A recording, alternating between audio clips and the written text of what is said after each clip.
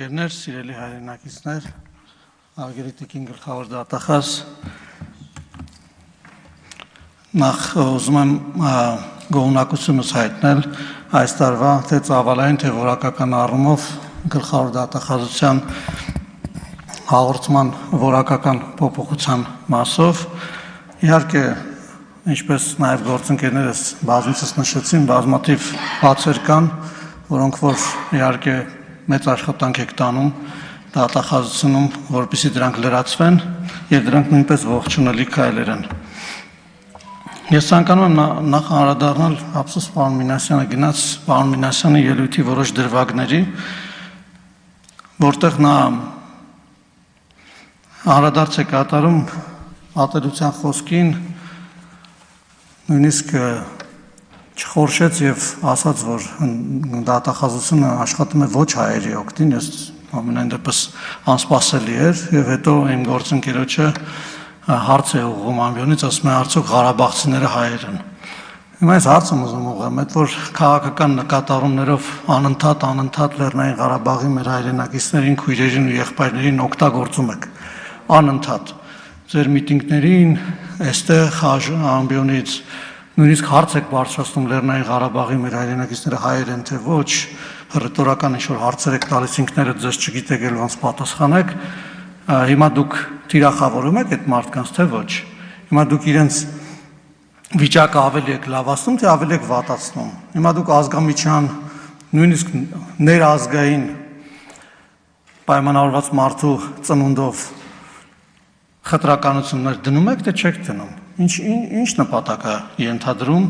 ձեր այս գործելավոճը։ Խոսում եք ատելության քարոզից,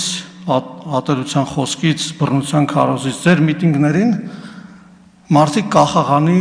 գնդակահարության սցենաներ են բեմադրել։ Դուք եք թույլ տվել, ձեր թողտվությամբ է դա արվել, եթե ոչ կազմակերպմամբ։ Ինչի համար եք դուք դա արել։ Կասացրել եք այդ ակցիաները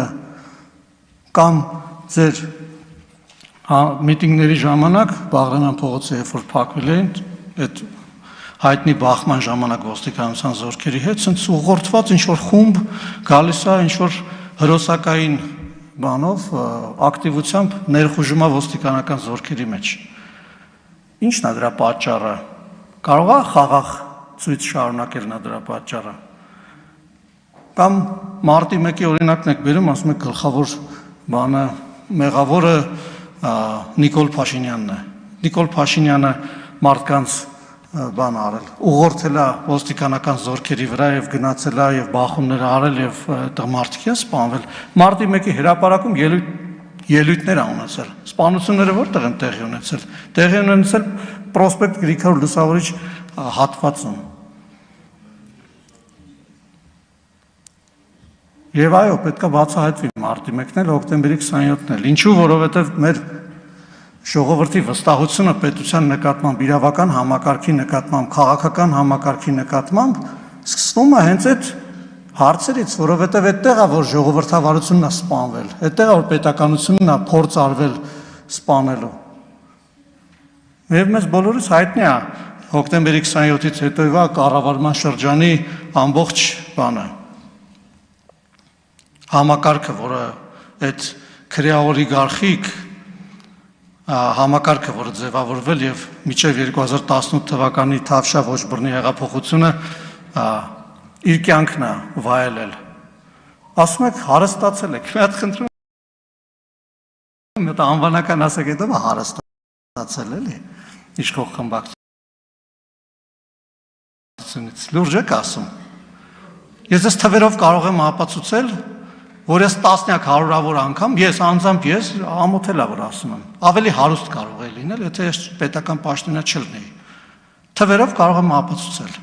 Ասեք, ետում եք դուք ձեռ առնում։ Լուրջ եք ասում, մենք հարստացել ենք։ Այդ նրանից է գալիս, որ բանը, մենք ինստիտուցիոնալ կերպով, իրավական համակարգի իր ճանապարհով գնում է ձեր այդ հարստությունների եւ ձեր գոլեգաների հարստությունների հետևից եւ այդ process-ը այն արագությամբ չի ինչ որ մենք եւ մեր քաղաքացիները կերազեինք որ լինել։ որովհետև ուզում ենք նորմալ իրավական պետություն սարքել, դրանից է որոշ մարդկանց լեզուների երկարել, որ ասենք ստեղ գալիս են ստեր են խոսում այս ամբիոնից։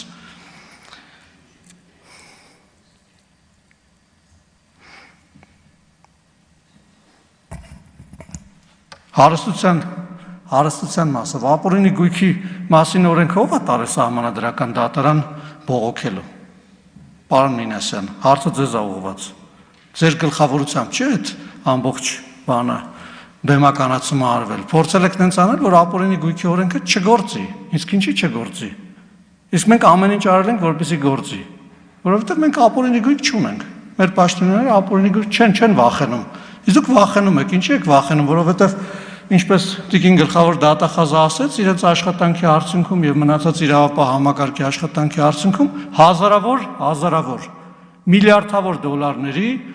անշարժ գույքի կալանքի տակ դրված գործեր կան, որը այսօր դատարանները քննում են եւ հուսում են, որ շուտապույտ կհանգուցալուծվեն եւ այդ հարստությունը, որը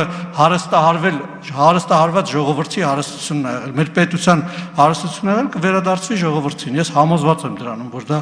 կվերադարձվի ժողովրդին։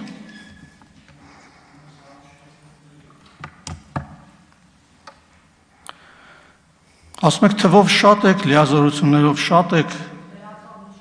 լրատվամիջոցներով շատ եք, այդ որ թվով շատ ենք ու լիազորություններով շատ ենք,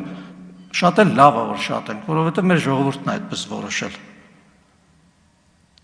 Իսկ հարստությունով ու լրատվամիջոցներով չգիտեմ ցավոք սրտի թե ոչ այնքան, բայց դուք եք հարուստ, դուք եք բոլոր այսօրվա գրեթե բոլոր լրատվամիջոցները փողով առել, դա էլ հարց է, ոնց եք առել, ինչի եք առել, դուք եք այսօր մարդկանց շրջանում այդ լրատվամիջոցներով ատելության խոսք տարածում, ազգամիջյան ատելություն հրահրում եւ նույնիսկ այն սահմաններն եք գալիս անցնում Հայաստանցի Ղարաբաղցու միջև եք փորձում ատելություն սերմանել, չի ստացվելու ձեր մոտ, շատ երկար տարիներ փորձել եք, չեմ կարող ասել, որ ամբողջությամբ չի ստացվել, որոշ չափով ստացվել է, որոշ լարվածություն կա, բայց մենք ամեն ինչ անելու ենք, որ այդ լարվածությունը իջի կլինի։ Եվ մեր քույրերն ու եղբայրները իրենց զգան, իրենց ինչպես իրենց տներում եւ իրենց օջախներում եւ այդպես էլ կա, սա իրենց տունն է, իրենց օջախն է եւ նրանք մեր մեծ ընտանիքի անդամներն են։ Այսքանով ուզում եմ սահմանափակել խոսքս եւ եւս մեկ անգամ շնորհակալություն հայտնել Տիկին գլխավոր դատախազ ձեզ զեկույցի համար։